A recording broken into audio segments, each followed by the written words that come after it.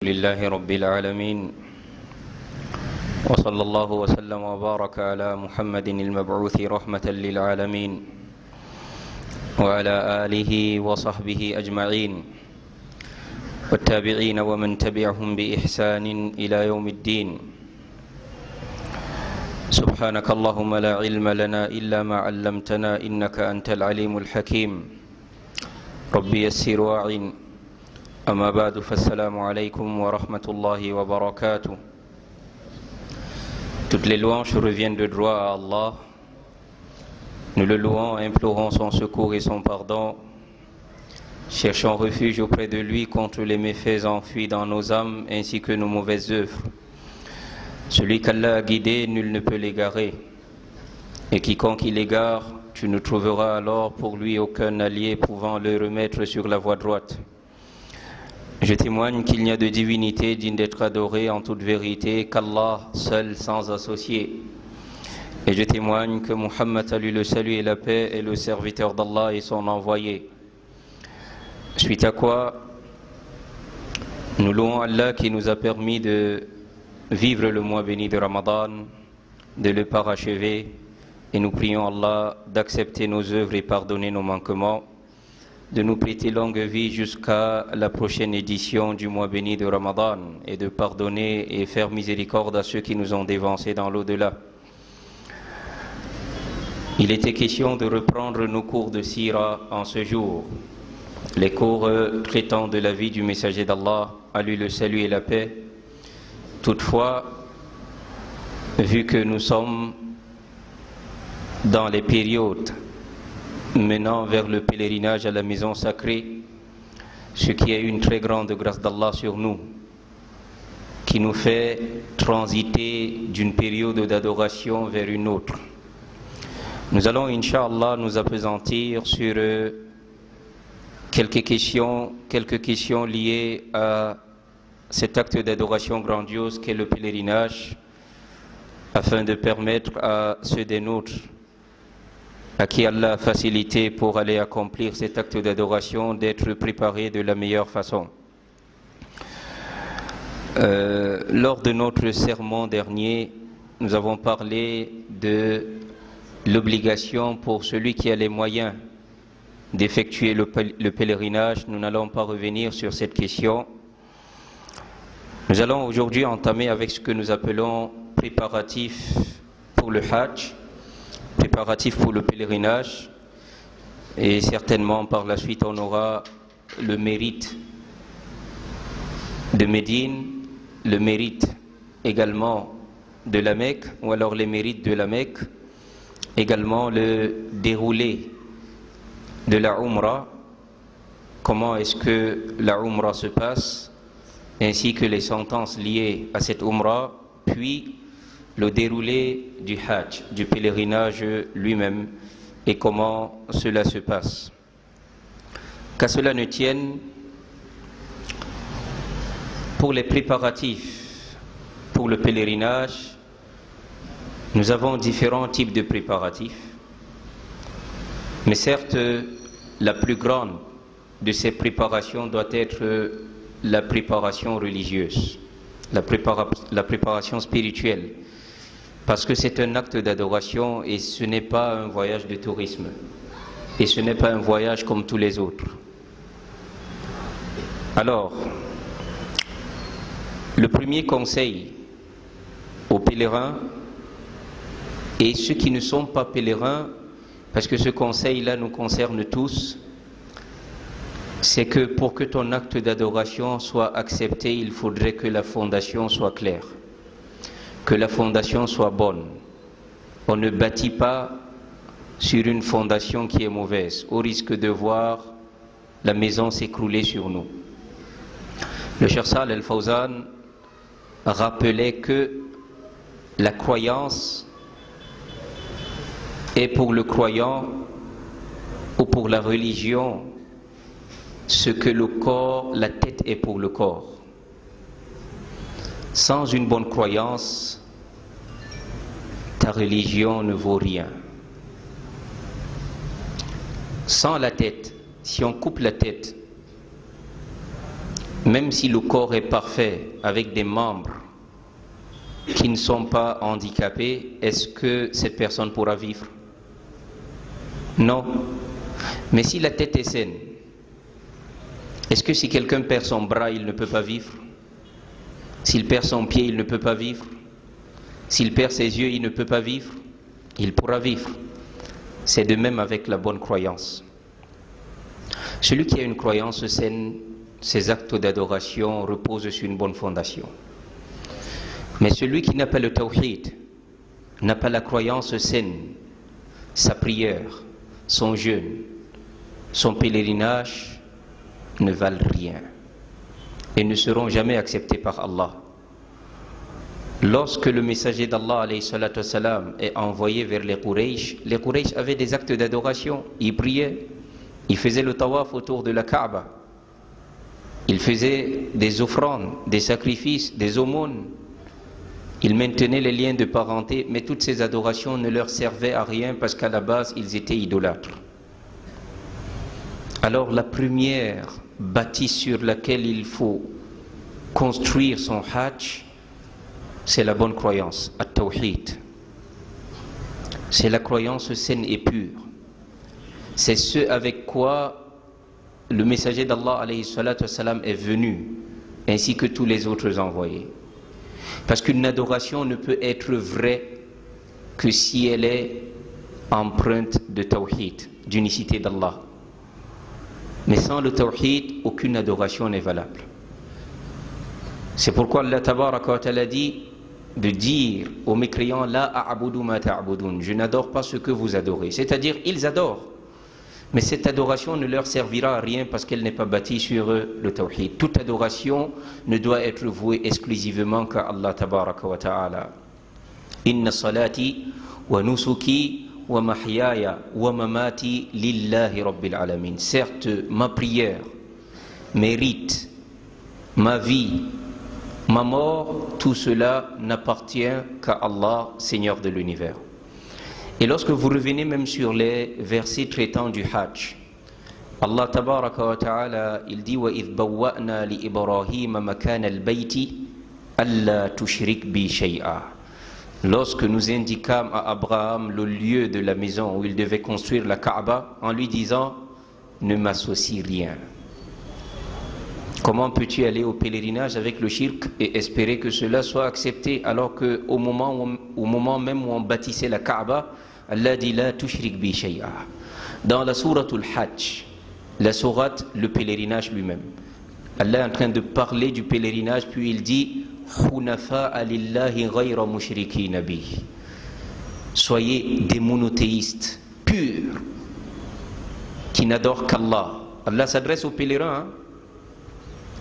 Parce qu'en haut, il y a le verset où Allah dit وَأَذِّمْ فِي النَّاسِ بِالْحَجِّ. Fais l'annonce aux gens, appelle les gens au pèlerinage, يَأْتُوكَ رِجَالًا وَعَلَى كُلِّ ضَامِرٍ يَأْتِينَ مِنْ كُلِّ فَجٍّ عَمِيقٍ.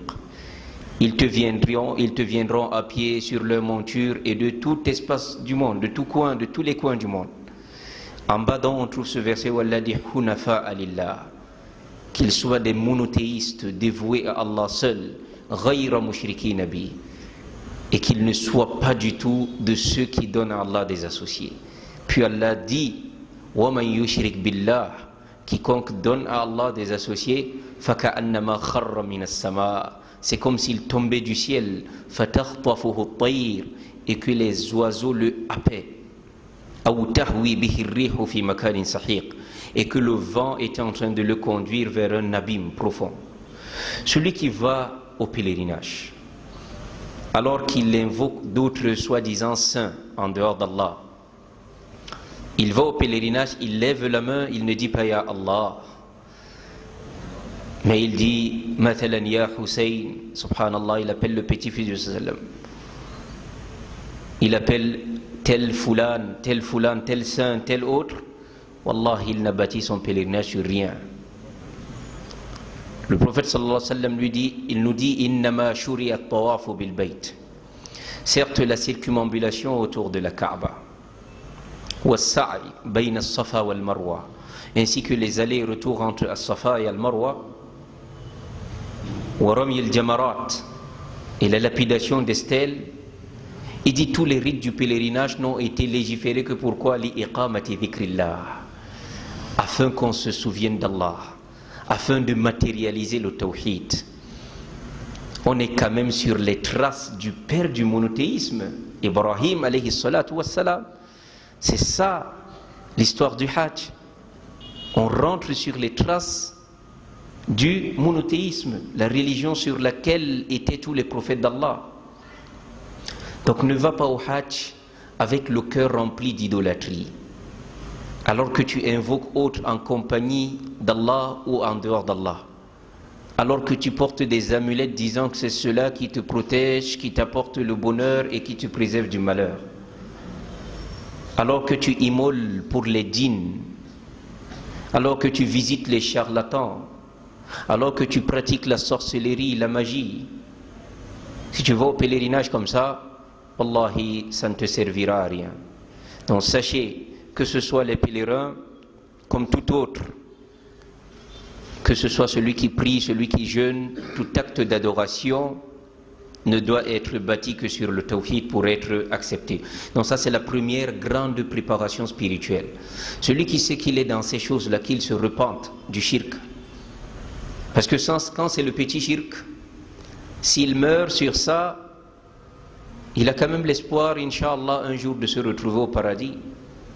Mais si c'est le grand shirk, la grande idolâtrie, l'idolâtrie majeure qui fait sortir de la foi, qui fait apostasier la foi, celui qui meurt sur une pratique pareille, sur une croyance pareille, demeurera en enfer, qu'Allah nous en préserve. فَقَدْ حَرَّمَ اللَّهُ عَلَيْهِ الْجَنَّةِ إِنَّهُ مَنْ يُشْرِكْ بِاللَّهِ. Quiconque donne à Allah des associés, Allah rend le paradis interdit pour lui. وَمَأْوَاهُ النَّارِ. Et le feu sera son refuge. Qu'Allah tabarak wa ta'ala nous préserve du shirk, qu'Allah nous fasse vivre dans le tawhid. Deuxièmement, dans cette préparation spirituelle, al-ikhlas. Quelqu'un peut avoir le tawhid, mais il est éprouvé par une des formes de shirk, un petit shirk, la petite idolâtrie, parmi lesquelles ar-riya, l'ostentation. Surtout à cette époque des selfies. Les gens sont devenus des reporters sans frontières de leurs adorations. Alors là, nous sommes en plein tawaf. Là, nous sommes en train de faire le sa'i. Tu fais le reportage à qui, mon frère? Ton acte d'adoration? Ne va pas faire les selfies de ton pèlerinage, s'il te plaît. Par Allah, un conseil. Wallahi al-azim. Éloigne-toi de l'ostentation. Allah tabaraka wa ta'ala dit Ala lillahi ad-din al-khalis. C'est à Allah qu'appartient le culte pur. Le cheikh Abdurrahman al-Sa'di, rahimahullah, il disait al-ikhlas, la sincérité, c'est comme, il disait la sincérité c'est la base de la religion. C'est l'âme même du tawhid. Donc le tawhid, la bonne croyance, son âme c'est al-ikhlas, la sincérité, que l'acte ne soit voué qu'à Allah. Et c'est une condition majeure pour l'acceptation des œuvres. Ne va pas au Hajj pour qu'on t'appelle al-Haji ou Hajja. Imam al-Albani, rahimahullah, il disait le fait d'appeler le pèlerin al-Haji ou Hajja c'est une bid'a. Il dit parce que vous avez déjà entendu qu'on appelle le prophète Muhammad sallallahu alayhi wa sallam Muhammadou, ou Abu Bakr Siddiq radiallahu anhu Al-Haji Abu Bakr. Ils n'ont pas fait le Hajj. Ils ont fait, non? Al-Hajj, ça signifie le pèlerin. C'est au moment où tu es en train de faire ce Hajj-là que ce nom-là, le pèlerin. Par exemple, quand tu pries là, le moment où tu es en train de prier, on t'appelle comment? Al-Musalli, non? Celui qui est en train de prier. Quand tu jeûnes, As-Sa'imu. Et maintenant que le Ramadan est passé, est-ce que pendant le Ramadan, oui, quand on fait des sermons, on dit aux gens Ayyuhas Sa'imun, ô vous les jeûneurs. Mais est-ce que ça va rester un nom qu'on t'appelle toute la vie, ô toi le jeûneur? Est-ce qu'on appelle, vous avez déjà vu un musulman qu'on appelle Al-Musalli, Al-Musalli, ô toi le prieur? Pourquoi Al-Hajj, Al-Hajj, ô toi le pèlerin? Ce nom-là reste là-bas, c'est fini. Et ne rentre pas que lorsque quelqu'un ne t'appelle pas Al-Hajji ou Hajja, tu te fâches. Tu es sûr que tu as fait ça pour Allah? Et ne va pas faire les selfies de tes adorations. Al-ikhlas, la sincérité envers Allah tabaraka wa ta'ala. Ne fais pas ton pèlerinage pour se faire voir, ni pour qu'on en parle. Mais Allah dit wa atimmul hajja wal umrata lillah, et accomplissez et n'accomplissez le hajj et la umrah que pour Allah. Donc dans ta préparation religieuse, prépare-toi, entraîne-toi à la sincérité. On ne se lève pas le matin pour devenir sincère le soir. Parmi les sahaba, il y en a qui ont dit, j'ai combattu mon intention pendant 40 ans. Tu peux commencer un acte d'adoration sincèrement pour Allah, puis les éloges des gens. Parmi les causes qui mènent les gens à l'ostentation, c'est les éloges. Aimer les éloges. Hubbut thana. Tu aimes qu'on te fasse trop les éloges, qu'on parle de toi. Et vous savez, quand on part au pèlerinage, quand vous prenez le cas de notre pays, on est des millions de musulmans, ils sont à peine 4000 sur les millions. C'est un petit nombre. Ils sont comme les héros. Avec tout l'accompagnement qu'on leur fait, le shaitan peut parfois jouer avec tes intentions. Donc fais attention. Lutte avec ton intention. Que ton hajj ne soit que pour Allah tabaraka wa ta'ala. Et là tu auras réussi, incha'Allah. L'ikhlas. Allah tabaraka wa ta'ala, il nous dit Ana aghna shuraka ani shirk. Allah dit il est bien au-delà qu'on lui accorde des associés. فَمَنْ عَمِلَ عَمَلًا أَشْرَكَ مَئِيَ غَيْرِي تَرَكْتُهُ وَشِرْكَهُ. Celui qui pose un acte d'adoration et m'associe dans cet acte d'adoration quelqu'un d'autre, je le délaisse lui et son adoration. Ne dépense pas tes millions. Ne va pas dépenser ton effort physique et tout cela pour rien. Que le hajj soit essentiellement, exclusivement pour Allah. Dans cette préparation spirituelle, troisièmement, tahqiqul mutaba'a. Il faut véritablement concrétiser le suivi strict de la sunna du prophète sallallahu alayhi wa sallam. Il ne faut pas que quelqu'un te mente, il te donne un livre de doigts en disant le premier tour de tawaf, on lit ça, le deuxième tour, il te donne des adorations qui n'existent pas. Vous allez voir des gens arriver au pèlerinage. Le prophète sallallahu alayhi wa sallam nous a enseigné par exemple des endroits de la Kaaba où il y a le mustajab. Entre la pierre noire et la porte de la Kaaba, cet espace entre les deux s'appelle le multazam. Si tu dois t'agripper à la Kaaba avec tout ton corps, c'est le seul endroit. Partout tout au long de la Kaaba, le reste où vous voyez les gens s'agripper, ils deviennent idolâtres. Il y a des gens qui adorent même la Kaaba, subhanallah, parce qu'il n'est pas parti avec le tawhid. La pierre noire, le prophète sallallahu alayhi wa sallam il nous a enseigné de l'embrasser. Et qu'Allah nous lave les péchés à travers ça. Omar ibn al-Khattab radiyallahu anhu, les gens qui sont empreints de tawhid, quand il est venu embrasser la pierre noire, il dit, je sais que tu n'es qu'une pierre. Tu ne peux ni me profiter ni me nuire. Laula anni ra'aytu Rasulallah sallallahu alayhi wa sallam, n'eût été le fait que j'ai vu l'envoyé d'Allah t'embrasser et qu'il nous a ordonné de t'embrasser, je ne t'aurais même pas embrassé.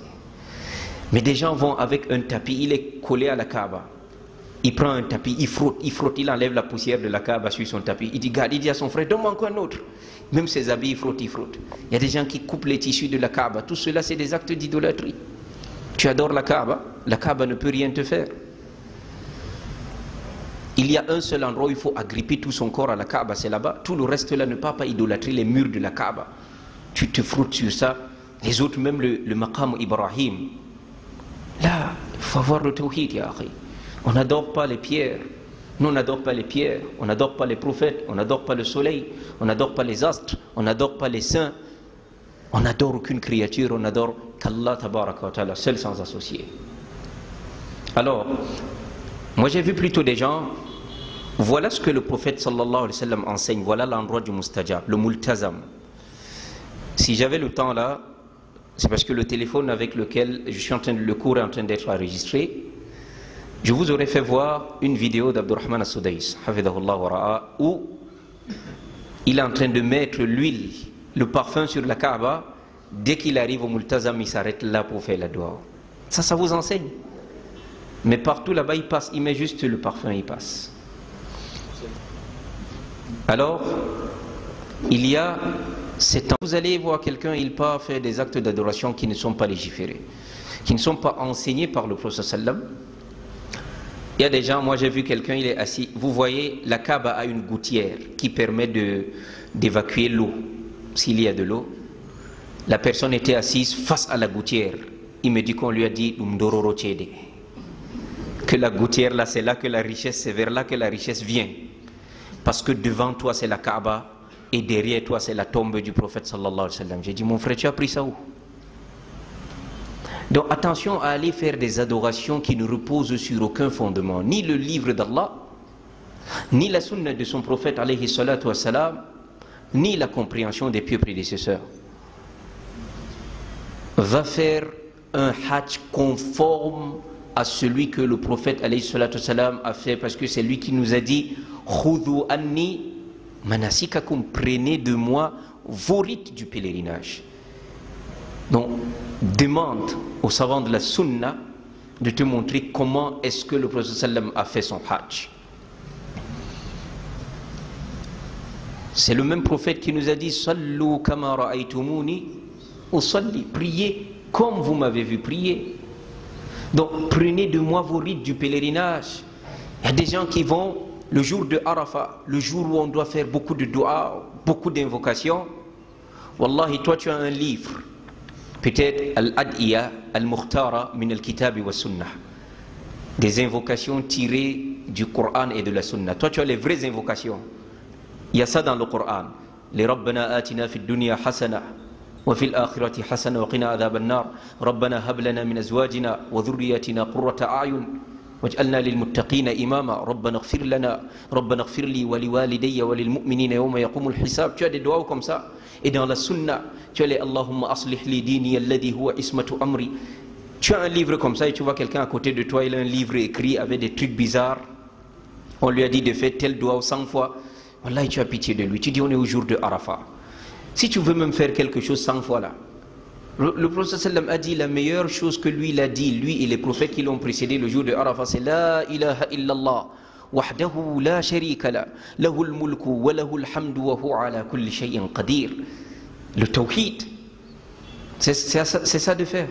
Donc l'autre préparation spirituelle, c'est de savoir comment le prophète sallallahu alayhi wa sallam a fait son hajj et de le faire, suivre la sunna dans ton pèlerinage. Et pour suivre cette sunna justement dans ton pèlerinage, tu as besoin justement d'étudier. Oui, al-ilm hatta ta'bud Allah ala basira, jusqu'à ce que tu adores Allah, afin que tu adores Allah en toute clairvoyance. Tu ne vas pas au hajj. Il y a des gens qui pensent que quand il a payé le hajj, tout le reste revient à l'encadreur. C'est-à-dire, il n'étudie pas. Il est allé pour être un suiveur aveugle. Si l'encadreur dit debout, ici il est debout, assis là-bas il est assis, bon on tourne comme ça. Et si cet encadreur lui-même il n'a pas étudié la religion, tu fais comment? C'est ton devoir d'abord. Lui tu as payé, lui son devoir c'est d'assurer que tu es logé, d'assurer que la nourriture, en tout cas tout ce que tu as payé, ces services te soient rendus, que ton billet d'avion soit prêt, tu sois logé, ton visa et tout ça. Mais l'acte d'adoration que tu pars poser, ce n'est pas son obligation. Oui, il doit lui-même être assis sur cet acte d'adoration pour pouvoir réparer les erreurs de ceux qui font les erreurs dans son groupe. Mais la première obligation t'incombe à toi, le pèlerin. Toi, le pèlerin, étudie ton pèlerinage. Il faut connaître les piliers. Parce que sans un pilier, ton pèlerinage est nul. Il faut connaître les obligations. Et connaître si je rate une obligation, comment je compense cela. Il faut connaître quels sont les sunnas. Les sunnas, les actes surrogatoires qui embellissent mon pèlerinage. Tu dois étudier. Et je vous assure, celui qui est sérieux, même 2 jours, 2 même c'est beaucoup. Le hajj c'est du 8e au 13e jour. Les 5 jours là, wallahi en une journée tu t'assois devant un savant, il explique bien là, c'est bon, tu as ton hajj dans la tête, complètement. Et surtout qu'alhamdulillah, nous organisons des séminaires ci et là pour la formation des pèlerins. Donc s'il vous plaît, le pèlerin se doit dans sa préparation spirituelle, qui est la plus grande de toutes les préparations, parce qu'Allah dit وَتَزَوَّدُوا فَإِنَّ خَيْرَ الزَّادِ التَّقْوَى. Faites les provisions pour votre pèlerinage, mais la meilleure des provisions, c'est la piété. Donc il faut connaître, il faut étudier ton pèlerinage, il faut connaître les sentences liées à cet acte d'adoration. Nous mettons également dans le cadre de la préparation spirituelle de s'entraîner à la taqwa. Quand le mois de Ramadan arrive, nous voyons beaucoup d'incitations à la taqwa. On incite les gens, on appelle les gens à la crainte d'Allah, parce que l'objectif du jeûne, c'est d'atteindre quoi? D'atteindre quoi? La piété, at-taqwa. La'allakum tattaqoun. Mais est-ce que vous pensez que c'est le jeûne seulement qui a pour objectif de nous conduire vers la piété? Bien au contraire, toutes les adorations sont censées nous conduire à la crainte d'Allah. Si après ta prière, tu ne changes pas tes mauvaises actions, après ton jeûne, tu ne changes pas tes mauvaises actions, tu vas pas au pèlerinage, tu rentres, rien n'a changé en toi, tu donnes des aumônes, rien ne change en toi, tu lis le Coran, rien ne change en toi, questionne tes adorations là, peut-être ça ne va même pas plus haut que ta tête. Ça ne traverse même pas le premier ciel. Je t'assure. Tu jeûnes chaque année, mais après le Ramadan, tu renoues avec le péché. Tu pries, ça ne change rien en toi. Tu es quelqu'un qui prie, qui jeûne lundi, jeudi, mais c'est toi le grand injuste. Non, ça y a un problème, subhanallah. Toutes les adorations sont censées nous conduire à la piété. C'est quoi le dalil? Ya ayyuhan nas u'budu rabbakum alladhi khalaqakum walladhina min qablikum la'allakum tattaqun. Ô vous les hommes, adorez votre Seigneur qui vous a créé, vous et ceux qui vous ont précédés, afin que vous atteigniez quoi? La piété. Adorez votre Seigneur pour atteindre la piété. C'est-à-dire toute adoration doit te conduire à la piété. C'est pourquoi de la même manière qu'on met beaucoup d'emphase, on parle beaucoup de taqwa quand Ramadan entre, on doit parler beaucoup de taqwa aux pèlerins. En leur disant, Allah l'a dit, وَتَزَوَّدُوا فَإِنَّ خَيْرَ الزَّادِ التَّقْوَى. Entraîne-toi à la piété, parce que l'endroit où tu vas là, wallahi, tu vas te retrouver dans un mois sacré, le mois de Zulhijjah. Et même si c'est à Zulqada que tu pars, c'est toujours un mois sacré. Tu vas te retrouver dans un mois sacré et tu vas te retrouver dans un lieu sacré lui-même. Et en plus de cela, toi-même tu t'es sacralisé, tu es en état d'ihram.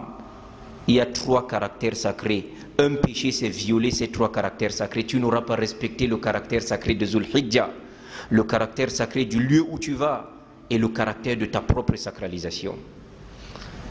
C'est des couteaux à double tranchant, hein, parce que certainement on aura pour prochain cours les mérites de Médine et les mérites de la Mecque. Connaître ce lieu et les mérites qui sont rattachés. Ce ne sont pas des lieux anodins. Quand tu prends le visa pour entrer là-bas, quand tu entres dans ces endroits-là, c'est pas comme quand tu entres dans d'autres pays. Hein. 100 000 récompenses pour une prière à Makkah. Vous pensez que c'est simple comme ça? Abdullah ibn Abbas, il préférait vivre hors du périmètre sacré de Makkah.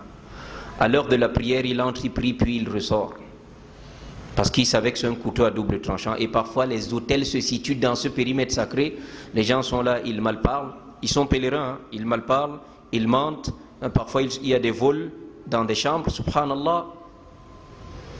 La hawla wa la quwwata illa billah. Pas même dans les chambres. En plein tawaf, on te vole ton porte-monnaie, tu ne sais pas où ça a disparu. Tu es en plein tawaf, autour de la Kaaba. Subhanallah.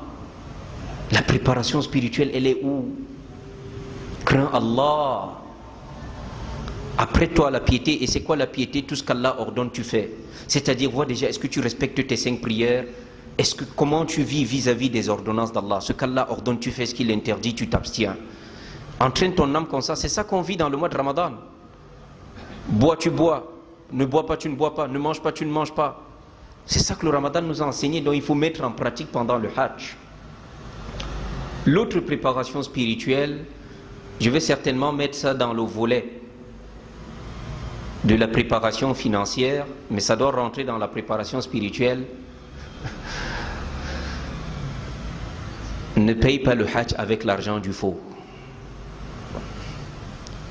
Tu ramasses le faux, l'argent volé, l'argent détourné, l'argent arnaqué, les biens des orphelins, les biens acquis injustement. Tu rassembles tout ça. Et tu viens devant Allah, tu lui dis labbaïk Allahumma labbaïk. Me voici Allah, je réponds à ton appel, je suis venu. Allah dit, je ne t'accepte pas. Ton appel n'est pas accepté. Pourquoi? Inna Allah tayyibun la yaqbalu illa tayyiba. Allah est bon et n'accepte que ce qui est bon. Allah est pur et n'accepte que ce qui est pur. Allah est saint et n'accepte que ce qui est saint. Allah est beau et n'accepte que ce qui est beau. Le Prophète sallam dit, Allah n'accepte pas une prière sans ablution. Tout comme Allah n'accepte pas wala sadaqatin min ghulul. Et Allah n'accepte pas une aumône qui a été faite avec de l'argent volé. C'est-à-dire, aller au hajj avec l'argent sale, c'est comme prier sans ablution. C'est ça que le Prophète veut nous faire comprendre. Une prière sans ablution, elle est où? Kasbul halal. Dans cette préparation financière, ne paye pas le hajj alors qu'il y a les dettes des gens sur ta tête. Et on a parlé de ça durant le sermon. Il y a deux types de dettes. Il y a une dette dont l'échéance est déjà arrivée et tu te dois de rembourser ça impérativement. L'échéance d'une dette pareille, tu ne peux pas la laisser. Si tu as, disons, vu que le hajj est à 3 millions et poussière, et disons que les dettes sur toi c'est 2 millions, mathalan. Alhamdulillah, tu as obtenu 5 millions et poussière, tu as de quoi payer ces dettes et payer le hajj, parce que le hajj ce n'est pas seulement l'argent pour payer, hein. Il faut ce que tu laisses à la famille et il faut ta provision là-bas. Ne va pas demander, ne va pas devenir à la Mecque un grand quémandeur des gens. Ne va pas indisposer les gens en leur demandant. Tu dois avoir une provision. C'est pourquoi nous rappelons également à ceux qui font le voyage pour eux ou qui font le voyage aux autres qu'ils leur donnent des provisions également satisfaisantes. Si tu as fait le voyage du pèlerinage à quelqu'un, walillahi alhamd, jazakallahu khaira. Et ce qui est bien, c'est que tu l'aides avec ce qu'il va laisser à sa maison derrière et que tu l'aides avec ce qu'il va. Parce que c'est ça, avoir les moyens. C'est ça, avoir les moyens pour le hajj. Et il faut que ce soit de l'argent propre. Quand c'est des dettes dont le terme est déjà arrivé, si tu n'as que de quoi payer les dettes, tu payes les dettes et le pèlerinage c'est pour devant. Mais si c'est des dettes qui ont... le terme n'est pas encore arrivé. Et alhamdulillah, tu as la garantie que tu rembourseras cela quand le thème va arriver. Il n'y a pas de souci, tu peux aller au hajj malgré qu'il y a les dettes sur toi. Parce que même si tu meurs là-bas, tu as laissé à ta famille des garanties. Tu as peut-être un terrain qu'on pourra vendre pour rembourser ces dettes-là. Tu as peut-être une voiture, tu as peut-être un bien qu'on peut vendre pour rembourser ces dettes-là, alhamdulillah. Et de la même manière, certains savants disent aussi que, je prends le cas, tu as un salaire, on va dire un bon salaire, de 400 à 500 000 le mois. Et la fête du sacrifice arrive alors que ce n'est pas encore la période pour te payer le salaire. Les savants disent que tu peux, parce qu'à la base, avoir le mouton pour sacrifier le jour du sacrifice, c'est pas que tu dois faire l'impossible pour trouver ça. À l'impossible, nul n'est tenu, n'est-ce pas? Il ne faut pas dire que comme moi, si dans ma maison il n'y a pas le mouton, non, tu ne fais pas ça pour les gens. Si tu n'as pas, Allah ne t'impose pas. Mais si tu n'as pas, et que par exemple ton salaire va passer, tu sais que tu peux payer. Les savants disent que c'est permis de prendre, la fête tombe le 10, tu prends la dette du mouton, peut-être de 100 000 francs chez et tu sais que le 25, dès que ton salaire passe, tu vas payer, ça c'est permis. De la même manière, je suis dans une cotisation où j'ai fait une affaire, qui est sûre, qui va m'être rentable, mais l'argent viendra après le hajj, et je n'ai pas envie de manquer le hajj. Si tu sais que tu peux prendre pour compléter et tu sais que tu as de quoi payer cela, alhamdulillah, là aussi c'est permis. Donc ici, cette préparation financière, on va y revenir certainement sous un autre volet, mais du point de vue religieux, sachez qu'Allah n'accepte que ce qui est pur. Allah n'accepte que ce qui est bon. L'autre chose dans cette préparation spirituelle, parce que c'est dans ça que nous sommes toujours, c'est de se revêtir des plus beaux comportements. Le prophète sallallahu alayhi wa sallam nous disait: rien ne va peser sur la balance yawm al-qiyamah comme taqwallah wa husnul khuluq. Rien ne va peser comme la crainte d'Allah et le bon comportement. Il est sollicité du croyant d'avoir le bon comportement en tout lieu et en tout temps. Et il est davantage sollicité de lui d'avoir le bon comportement quand il est au pèlerinage. Il va voir les gens de toutes couleurs, de toutes tribus, de toutes races, de tout horizon, avec diverses manières d'agir. Wallahi, 100 000 récompenses à Makkah, non? Il y a 100 000 épreuves derrière les 100 000 récompenses là. Vous pensez que le shaitan va te laisser comme ça, simplement? Et vous pensez pourquoi est-ce qu'Allah a mis dans les versets qui parlent du hajj? Allah dit fala rafatha wala fusuqa wala jidala fil hajj. Allah dit pas de dispute durant le hajj. Vous pensez que c'est pour rien qu'Allah vous dit ne vous disputez pas dans le hajj? Wallahi, on a vu des gens lancer dans les coups de poing en plein tawaf. Il y a le soleil, il y a les gens avec chacun sa manière d'être. Parfois vous partagez une chambre.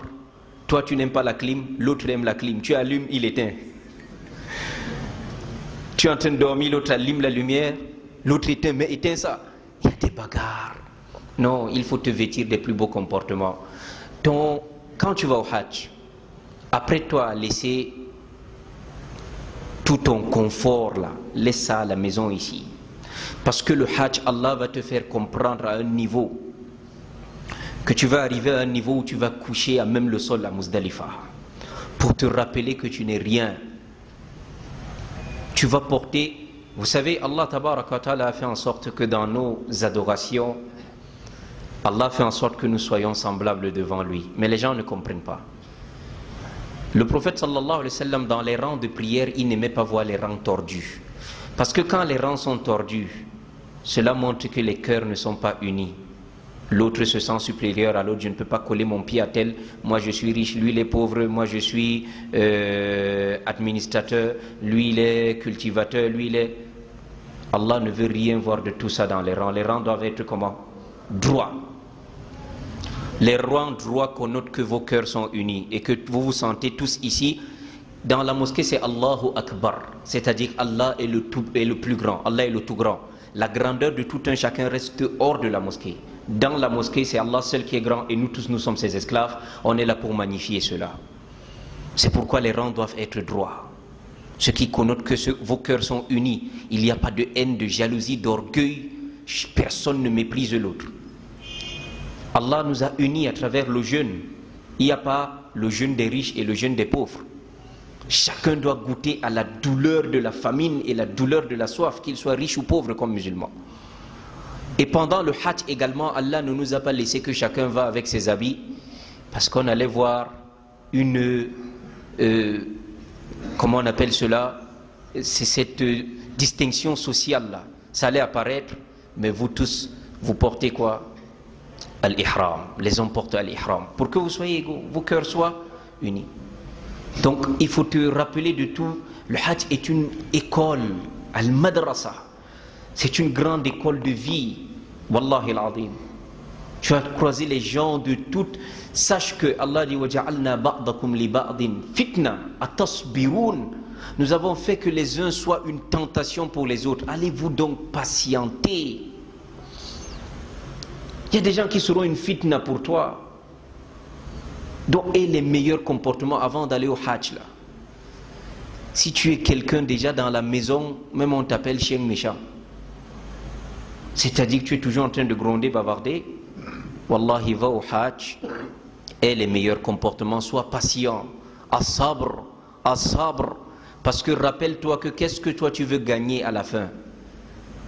Celui qui fait le pèlerinage sans commettre de rapport charnel durant la période où il est sacralisé, sans faire de péché, il rentrera comme le jour où il est né. C'est ça que toi tu es en train de chercher. Et ça ne se gagne pas comme ça. Et tu cherches aussi quoi? Al-hajjul mabruru laysa lahu jaza illa al-jannah. Le pèlerinage pieusement accompli n'a d'autre récompense que le paradis. Toi tu cherches quoi? le paradis. Sois donc patient. Sois patient. C'est facile à dire, mais je vous assure, dans cette marmotte d'êtres humains, de toutes les nations, de toutes nationalités, chacun avec ses émotions, avec ses humeurs, il va falloir être trop patient. Parfois surtout tu vas vivre du racisme. Sois patient. Rappelle-toi ce qui t'a amené là, cher pèlerin. Donc de manière générale, l'islam nous enseigne à être patient. Tu n'es pas dans le voisinage que celui qui m'attaque va me trouver là, c'est pas comme ça. Si tu vis comme ça, les gens vont te tirer jusqu'en enfer. Si la méchanceté des hommes te transforme également en quelqu'un de méchant, tu vas les suivre dans l'abîme. Il ne faudrait pas que la méchanceté des hommes te transforme en quelqu'un de méchant. Donne à celui qui te prive. Salue celui qui fait comme s'il ne t'a pas vu. Visite celui qui t'a coupé, qui a coupé les liens avec toi. Pardonne à celui qui t'offense. Ça, c'est les enseignements du messager d'Allah, alayhi salatu wassalam. On a tellement besoin de ces bons comportements. Sans le bon comportement, même la vie en famille, tu ne peux pas.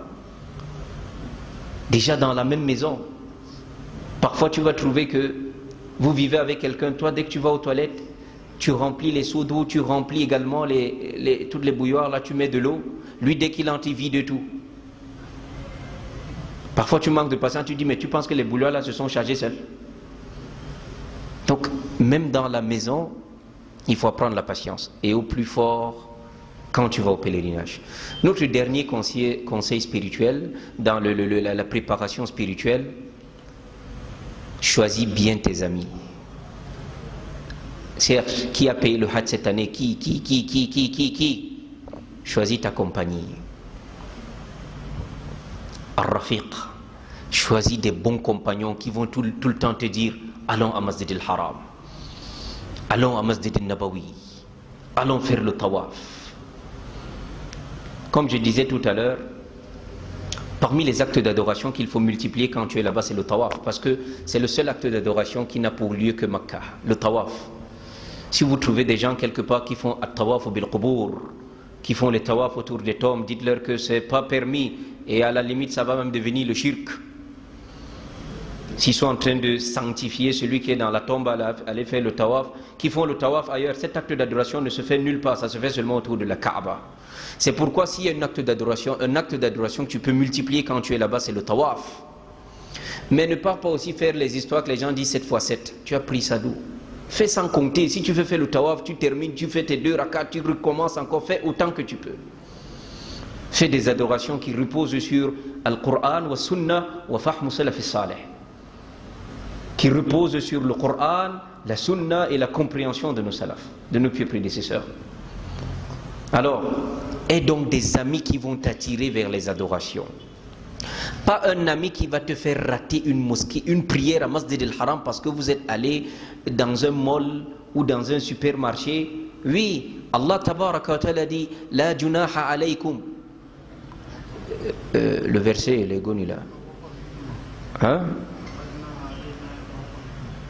Non, le verset c'est dans la période du Hajj là. وتزودوا فإن خير الزاد التقوى واتقون يا أولي الألباب ليس عليكم جناح أن تبتغوا فضلا من ربكم. Allah dit il n'y a pas de mal à ce que vous cherchiez quelques grâces de votre Seigneur. Il y a des choses qui se vendent à la Mecque qu'on ne vend pas ici. Entrer un peu dans le marché. Mais il ne faut pas que ça te détourne de ce qui t'a amené. Il y a des gens, il est tout le temps dans le marché. Tu as un ami comme ça? Mon frère, une prière à Masjid al-Haram. Une. Parce que ça, on va revenir dans le chapitre des mérites, les mérites de Makkah et les mérites de Madina. Une prière à Masjid al-Haram, 100 000. 100 000. Quand tu divises par nos prières ici, je pense que quelqu'un a fait un calcul, ça donnait plus de 50 ans. Tu vas prier 50 ans ici pour avoir une prière à Masjid al-Haram. Mais comme j'ai dit, c'est couteau à double tranchant. Un péché là-bas. Si tu penses seulement le péché là-bas, on t'écrit déjà. Tu prends l'intention de faire, on écrit déjà. Le péché est décuplé tout comme la bonne œuvre est décuplée. Une prière à Masjid al-Haram, c'est 100 000. Tu vas à Makkah et tu délaisses les prières. Tu as quelqu'un qui rate les prières dans Masjid al-Haram ou Masjid al-Nabawi parce qu'il est parti ou je ne sais pas en tourisme. Il faut connaître les lieux que... Vous êtes à Madina avec quelqu'un, tu le cherches, tu étais où? Il te dit non. On m'a amené quelque part là, sur un site touristique là. Tu dis, mon frère, oui, il y avait une mosquée là-bas, on a prié Zuhur. Oui, tu es parti à Masjid al-Quba, mathalan, oui. Tu es parti à Uhud, oui. Masjid al-Qiblatayn, même c'est pour l'histoire. Tu es parti à Baqi. Mais c'est quoi d'aller en tourisme? Tu n'es pas venu dans un voyage de tourisme. Donc, la bonne compagnie, ceux qui ne vont pas, ceux que dès que tu vas t'oublier que tu es dans le périmètre sacré. Mais ce périmètre, ça effraie, hein, pour quelqu'un qui a la foi. Dès que tu arrives là à l'entrée du périmètre sacré, on a dit Bidayatul Haram, le début du périmètre sacré. Là-bas dedans, on ne coupe pas les herbes, on ne taille pas on n'abat pas les bois, on ne chasse pas le gibier, on ne ramasse pas les objets volés, pas d'effusion de sang. Subhanallah.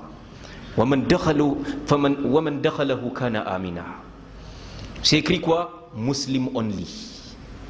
Seulement celui qui dit La ilaha illallah qui entre dans ce périmètre. Fala yaqrabul masjid al-haram ba'da hamihim hadha.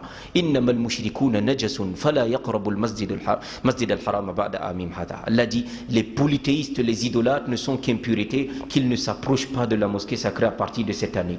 Le Sallam a envoyé les Sahaba aller leur annoncer que c'est bon pour eux, qu'ils ne viennent même plus à la Mecque.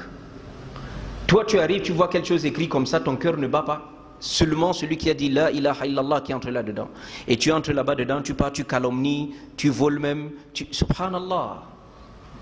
Cherche des bons compagnons que dès que tu vas même vouloir parler des gens, il te dit attention, notre hôtel est dans le périmètre sacré. Même jusqu'à Mina, on est dans le périmètre sacré. Tu es venu pour le Hajj ou pour dire que tel est monté, tel est descendu, mal parler des gens et la hawla wa la quwwata illa billah.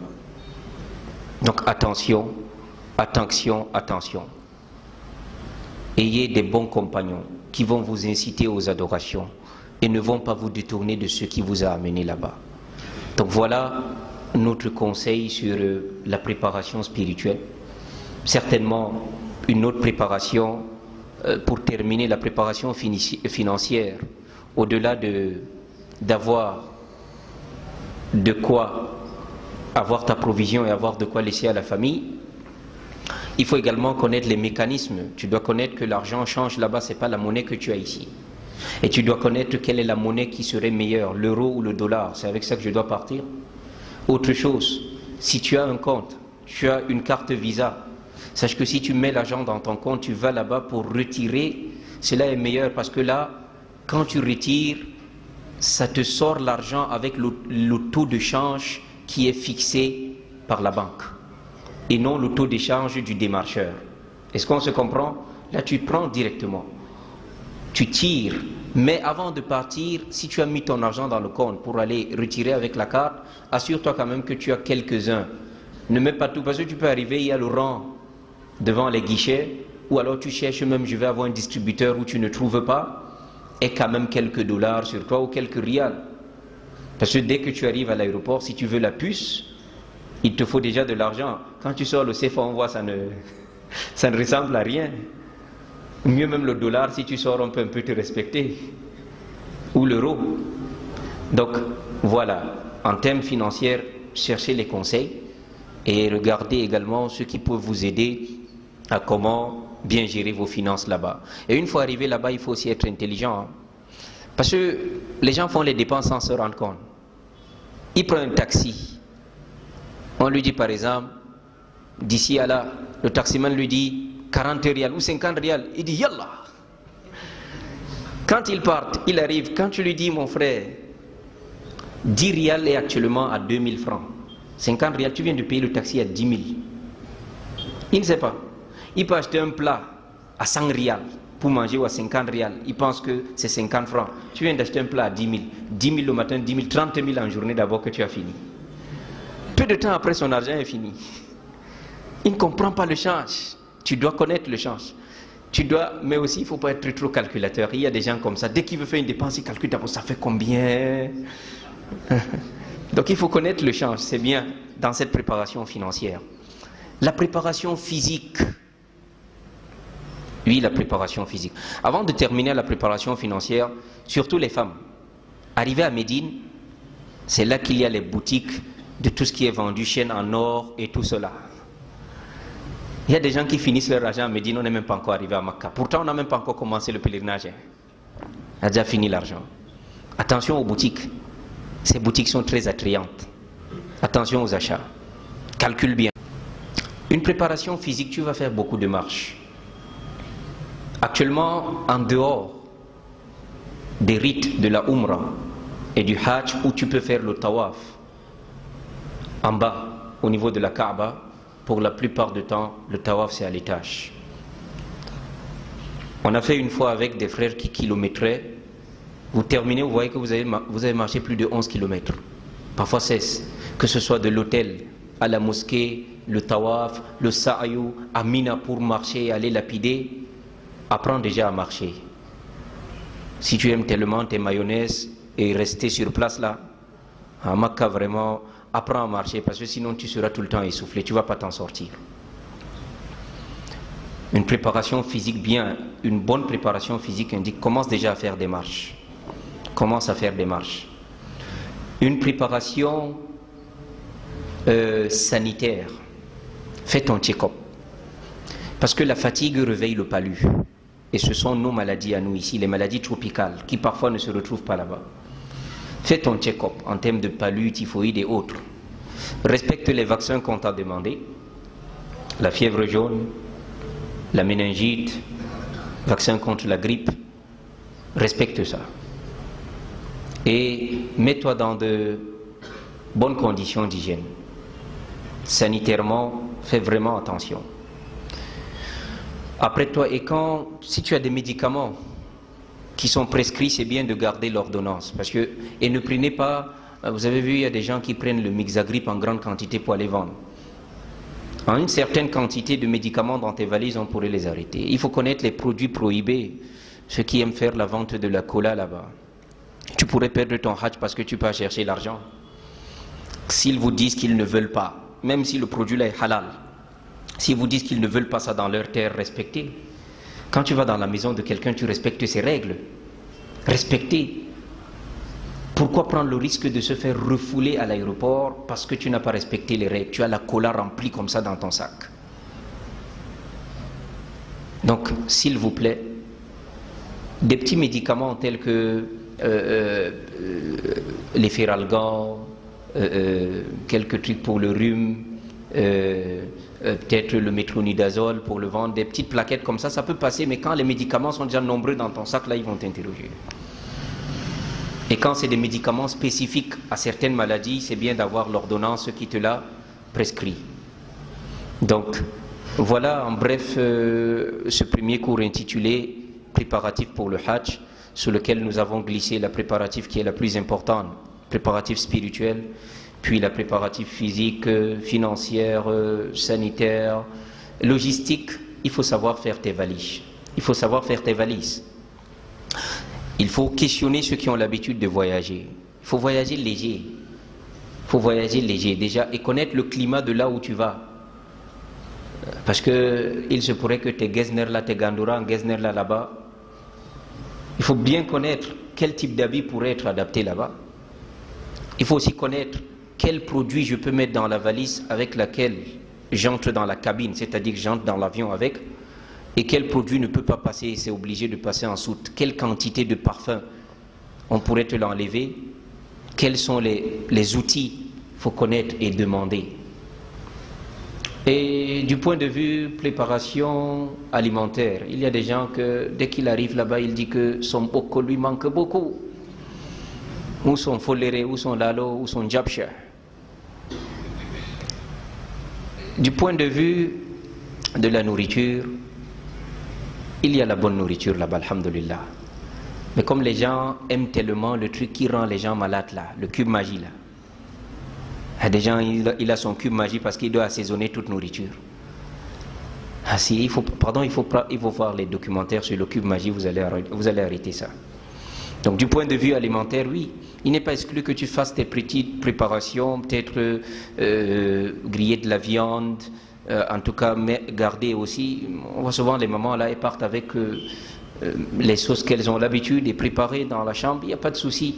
Mais si tu sais que tu n'es pas quelqu'un qui t'habitue à d'autres nourritures, c'est bien de préparer, d'avoir des trucs que tu as préparés pour t'accompagner là-bas en termes de nourriture. Mais si tu sais que tu n'as pas de problème, toi, tu n'as pas de problème, ce que tu trouves, tu manges. Tu as trouvé ton djapché, tu manges. Si c'est le héros, tu manges. Si c'est le ndolé, tu manges.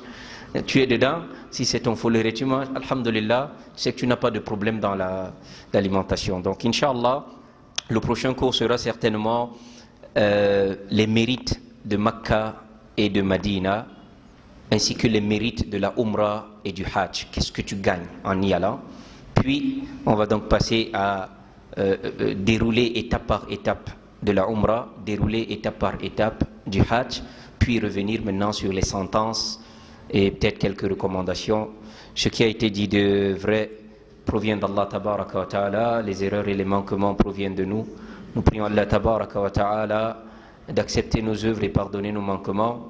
Qu'Allah Tabaraka wa Ta'ala conduise nos pèlerins à bon port, leur facilite un pèlerinage agréé, leur permettre de rentrer de là comme le jour où ils sont nés, c'est-à-dire lavés de tout péché, et leur permettre de se maintenir sur la droiture après ce pèlerinage-là. Qu'Allah facilite à tous les musulmans du monde l'accomplissement du pèlerinage.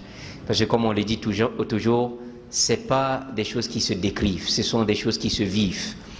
Qu'Allah facilite à tout musulman la joie de fouler ces lieux-là et d'accomplir la Umrah et le Hajj. Qu'Allah Tabaraka Ta'ala pardonne à ceux qui nous ont dévancés dans l'au-delà, leur fasse miséricorde. Qu'Allah nous prête longue vie dans la foi et la piété, la santé et la prospérité. Qu'Allah Tabaraka Ta'ala nous accorde une bonne fin et nous rassemble en compagnie de tous ceux qui nous sont chers dans son paradis Al-Firdaus. وصلى اللهم وسلم وبارك على نبينا محمد وعلى اله وصحبه اجمعين سبحانك اللهم وبحمدك اشهد ان لا اله الا انت استغفرك واتوب اليك واخر دعوانا الحمد لله رب العالمين.